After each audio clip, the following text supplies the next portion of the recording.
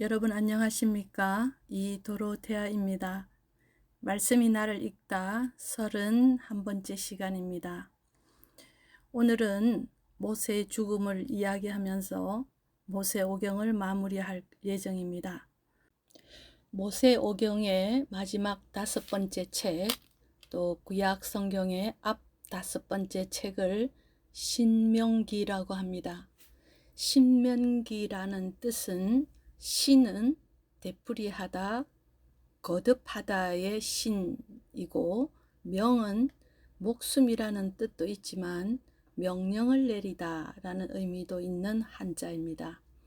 모세의 유언이라는 형식으로 다시 한번 율법을 정리해 주는 책입니다. 계명을 한 번 더 되풀이하다라는 뜻입니다. 신약의 예수님 말씀에도 자주 인용되는 구약 성경이 바로 이 신명기이고, 예수님의 40일간 광야 생활에서의 유혹도 이 신명기에서 인용됩니다. 모세오경을 이루는 저자들 그룹들이 있는데, 창세기부터 말씀이죠.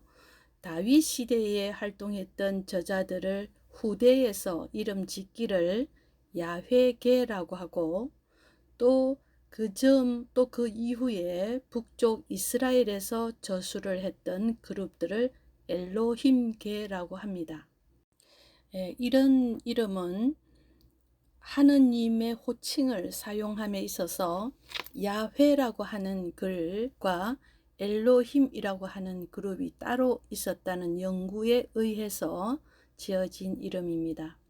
또 다른 저자들이 있다면 바로 신명기계 저자들입니다. 신명기를 쓰고 있는 저자들인데, 신명기 가운데 원신명기가 있었습니다. 후에 요시야 왕이 종교개혁을 하고 성전을 개축하는 과정에서 발견된 문서입니다. 북쪽 이스라엘이 망하게 되자 이 문서를 가지고 내려온 사람들이 있었고, 성전 어디인가 숨겨두었던 것을 후에 발견하면서 요시야 왕은 이 신명기를 기초로 강력한 종교개혁의 드라이브를 걸 수 있었다고 봅니다. 이스라엘 임금들 중에 가장 최고로 꼽는 성왕이라면 다윗이고, 그 다음엔 아마도 요시야 왕을 꼽습니다. 아마도 이런 업적들이 있기 때문일 것입니다.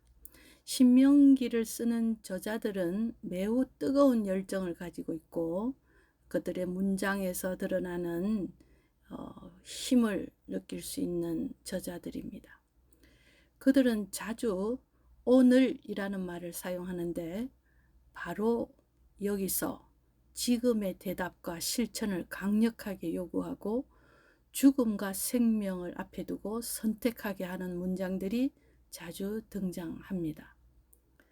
신명기 안에서 모세오경 안에서 가장 중요한 문장을 하나 꽂으라 하면 바로 신명기 6장 4절에서부터 9절일 것입니다. 오늘의 한 말씀으로도 정하죠. 쉐마 이스라엘이라고 시작하는 성구입니다. 이스라엘아 들으라. 주 우리 하느님은 한 분이신 주님이시다. 너희는 마음을 다하고 목숨을 다하고 힘을 다하여 주 너의 하느님을 사랑해야 한다. 바로 이 말씀입니다. 이 내용을 손에 표징으로 묶고 이마에 표지로 붙여라. 그리고 너희 집 문설주와 대문에도 써 놓아라 라고 명령을 합니다. 실제로 이스라엘에 가면 호텔 방문 옆에도 쉐마 이스라엘 저 문구가 들어있는 메주자가 다 붙여져 있습니다. 예루살렘의 서쪽 벽, 즉 통곡의 벽이라고 하죠. 거기에 가면 저 성구가 들어있는 갑, 테필린이라고 하는데, 팔뚝에 그리고 머리에 두르고, 또 그 테필린은 항상 심장을 향해 있도록 이렇게 두릅니다. 또 그 하얀 손바닥만한 키파라는 모자를 쓴 유다인 남성들을 많이 볼 수 있습니다. 그것을 또 종이로 만든 일회용으로 파는 장사꾼들도 많이 보입니다. 4절의 저 구절은 필사본에서도 주 우리 하느님에게서라는 주를 대문자로 기록되어 있다고 들었습니다. 굉장히 중요하게 생각했던 바로 한 글자였던 것 같습니다. 신명기를 기록한 저자들은 아까 말씀드렸듯이 성격이 불같습니다. 아브라함과 사라와 여종 하갈의 오종종한 이야기거리는 없습니다. 그들은 야훼계 저자들입니다. 지금 여기서 답하라고 재촉하고 오늘 지금 선택하라고 몰아붙입니다. 어쩌면 신앙은 바로 오늘 지금 여기서 답을 해야 하는 시급한 질문이기도 합니다. 왜냐하면 우리가 유한한 인간이기 때문이기도 하고 그 유한함조차도 내가 가진 생명의 불이 언제 사그라들지 그 누구도 알지 못한다는 것이기 때문일 것입니다. 모세는 탈출과 광야에서의 삶들 또 십계명 등을 다시 설명하고 젖과 꿀이 흐르는 땅을 차지할 것과 각 지파들을 축복하고 이스라엘이 하느님의 구원을 받은 백성이며 하느님은 바로 너 이스라엘을 도우시는 방패시라는 찬미의 노래를 부릅니다. 모세는 율법의 모든 말씀은 곧 생명이라고 또 유언합니다. 이제 신명기 32장 52절에서 하느님은 예리코 즉 가나안 땅이 보이는 지금의 요르단 국가에 있는 그렇지만 당시에 모압의 땅 있는 느보산으로 모세를 데리고 가서 장차 이스라엘 자손들이 소유할 가나안 땅을 모세에게 보라고 하시고 너는 내가 보여주는 이 땅을 멀리 바라보기만 할 뿐 들어가지는 못한다 라는 인간적인 생각으로는 참으로 잔인한 말씀을 모세에게 하십니다. 그 이유는 무리바의 셈에서 배반한 백성의 탓과 그들 가운데서 나의 거룩함을 드러내지 않았기 때문이라는데 그것이 바위를 모세가 두 번 내리친 행동 때문인지 또 백성들에게 화를 내었던 이유인지는 명확하게 설명하지 않습니다. 신명기는 신명기 저자답게 오로지 하느님의 명령과 순명 그리고 그 말씀 자체에 모든 이유가 있다는 저자들입니다. 모압 평야와 느보산 피스가 꼭대기 저도 순례하였습니다. 실제로 멀리 가나안 땅 즉 이스라엘 땅이 보이더군요. 예전에는 작은 형제회 즉 프란치스코 수도회 수도자들의 그 순례가 예루살렘에서부터 걸어서 이곳까지 할 수 있었다고 합니다. 아마도 국경이 만들어지기 전이겠죠. 하느님은 모세에게 두 번이나 말씀하십니다. 아까 32장처럼 34장 4절에 또다시 네 눈으로 저 땅을 바라보게는 해주지만 네가 그곳으로 건너가지는 못한다. 히브리의 아들에서 이집트의 왕자로 다시 히브리들을 이끄는 지도자로서 자신의 전부를 바쳤던 이 백성들, 이 백성이 살아갈 저곳을 향해 38년을 걸었던 긴 여정, 모세의 역할은 여기까지였던 것입니다. 사실 모세의 120살이라는 나이도 이제 노인으로 죽을 수도 있었던 나이였지만 신명기계 저자들은 그렇게 말하려고 하지 않습니다. 34장 5절을 보십시오. 주님의 종 모세는 주님의 말씀대로 그곳 모압 땅에서 죽었다라고 단언합니다. 말씀에 순종한 죽음이었다는 것입니다. 주님의 말씀대로. 그리고 다시 덧붙입니다. 그는 눈이 어둡지 않았고 기력도 없지 않았다. 그러니 그의 죽음은 주님의 명령에 의한 죽음이며 모세는 그것에 순명하였다는 말을 하고 싶은 것입니다. 그리고 지도자는 그러해야 한다는 말을 앞으로의 모든 지도자들에게 하는 말입니다.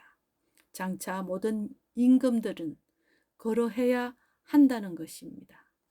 오늘날까지 아무도 그가 묻힌 곳을 알지 못한다라고 성경은 기록합니다. 근동 사람들의 가장 그 무서운 벌은 무덤이 없는 죽음입니다.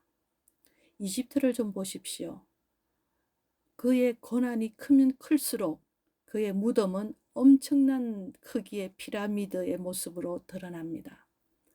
지도자란 마지막 영광과 칭찬을 멀리하라. 백성들로부터 칭송받으려 하지 마라. 모세는 무덤조차 없었다는 말을 하고 싶은 것입니다.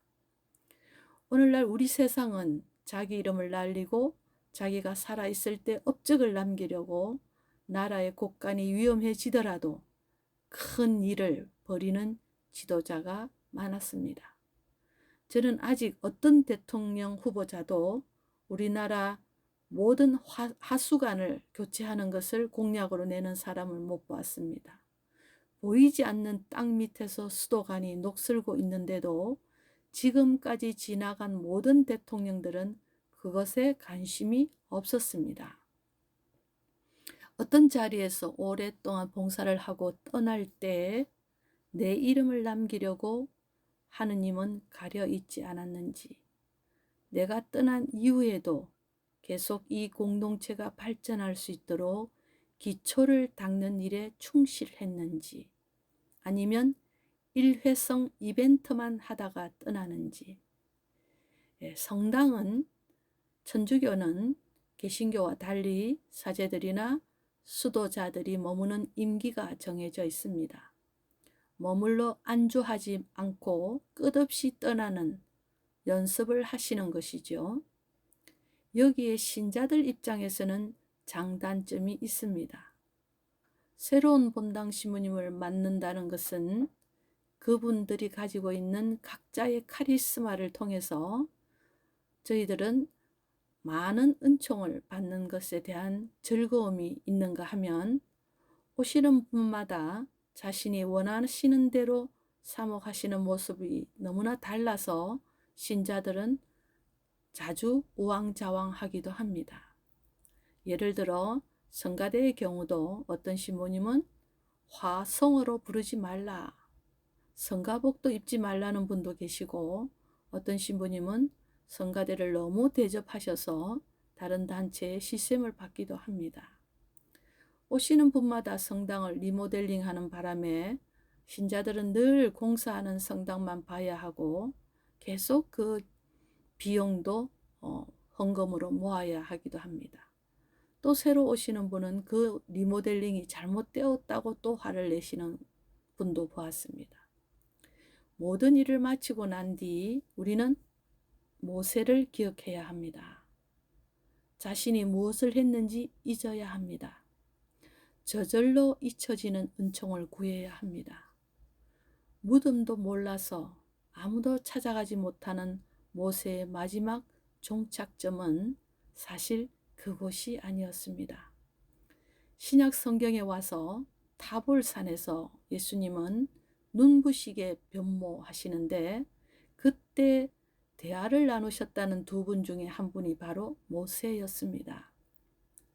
존경과 건의와 업적은 자신이 내세우지 않아도, 자서전을 쓰지 않아도 사람들의 기억에서 기억으로, 마음에서 마음으로 하느님의 영혼 속으로 들어가 함께 영원히 남은 것입니다. 탈출 사건이 기원전 약 1500년이라면 3500년이 지난 지금 우리는 여전히 모세를 생각하고 있다는 사실입니다. 그는 사라지지 않았습니다. 우리의 선행도 누가 알아주지 않기를 더 원하십시오. 은밀하게 즐기십시오. 다음 시간에는 불쌍한 사람 사울에 대해서 나누어 보도록 하겠습니다. 그 전에 여호수아서와 판관기의 차이점을 조금 나누기도 할 것입니다. 긴 시간 감사합니다.